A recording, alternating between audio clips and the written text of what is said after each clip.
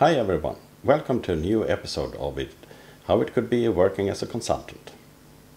Those of you that is following me know that I have a contract as a finance consultant in Stockholm. It is a company on the Nasdaq Stock Exchange and we are approaching the quarterly report. So if you're not a subscriber yet, please subscribe so you can follow me in this adventure. It is the CFO of Sweden and Peter Jansson is my name. In my last video, I told you about we were entering the quiet period. This is one of the first steps in quarterly reporting. And it's the same rule for all Nasdaq companies. Now, this video, however, is more about internal processes. We need to reconcile intercompany transactions between all companies in the group. It is companies in Europe, Asia, and in the United States. I usually want to have this done quite early in the process, as early as possible, but also as late as possible, so all intercompany transactions have been done. The best time is around the 21st to 28th, maybe, in the month, to be able to clear differences before you close the books. The reason why you're doing this is you want to present the whole company as one company, not every company as a single.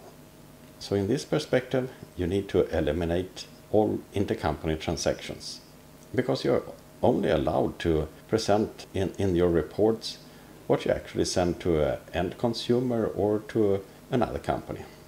In my case, it's more often to another company we are selling.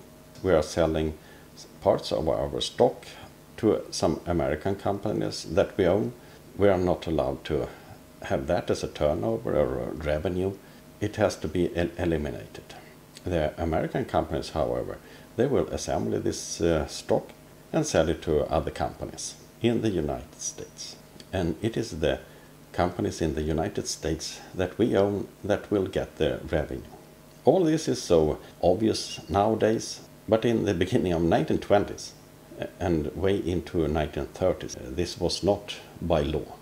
So you never knew the real turnover of a company at that time, not as we know it today. I will give you a fascinating example of this. Ivar Kreuger. He is known as the world's match king. He had control over 45% of the world's production of matches. The company Kreuger and Toll and Swedish Match. He bought up the whole change of companies in Sweden and all abroad to manufacture these matches. It was everything from raw material unto the end product in different companies and different countries. One thing is that he loved America, so he went to America a lot. There he started to attract investors. He wanted them to invest in Europe after the First World War. Investments in the United States had a gain of roughly 3% during that time, but in Europe it was over 8%. So it was for him quite easy to get American money invested in Europe. He was the connection between the American investors and different governments in Europe. And in exchange, he wanted to be the only match deliverer in that country that he had. It was France and Germany and other companies all around Europe. It was also in the United States and Canada, actually almost all around the world. The Kreuger Group, the business was all around expansion, which required a constant injections of new money, new investments, new capital and buying new company. He needed to get return to his investors.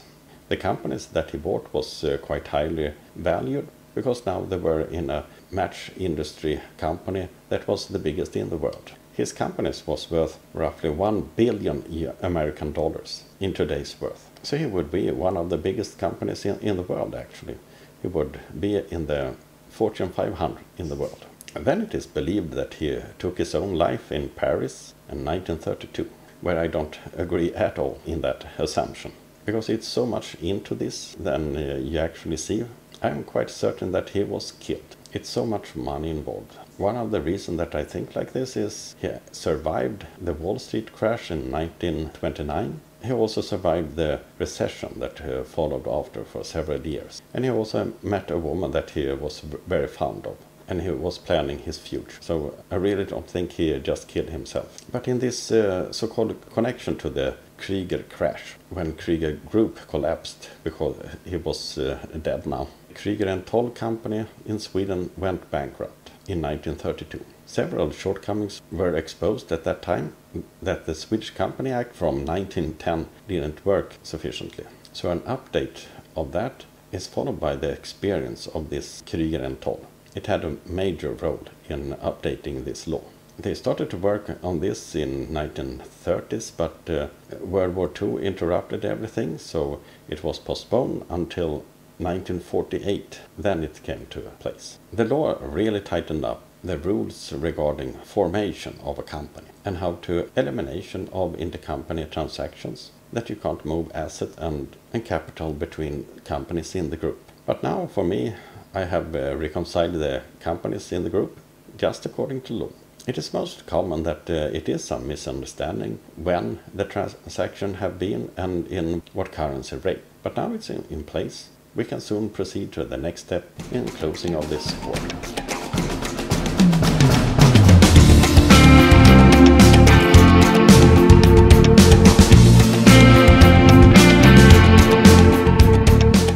I had the possibility to go to Strömstad over the weekend. It is more in the south of Sweden. It is so nice here. There is a lovely marina here, where it's a lot of quite expensive boats. As you can see, there is a lot of Norwegian flags. They came and visited because Norway is very close. The prices are lower here than in Norway, so it's perfect for them to come here. And here's the hotel.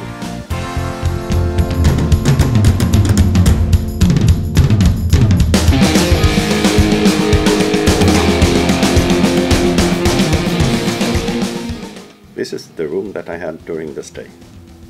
Big living space and a good sized bedroom.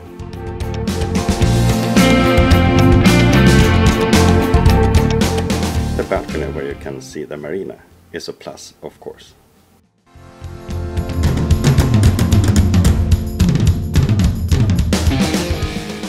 But I needed to work a bit, even if this was a trip for recreation mainly. It is a nice atmosphere here. And I managed to work on a company evaluation that came together quite nicely.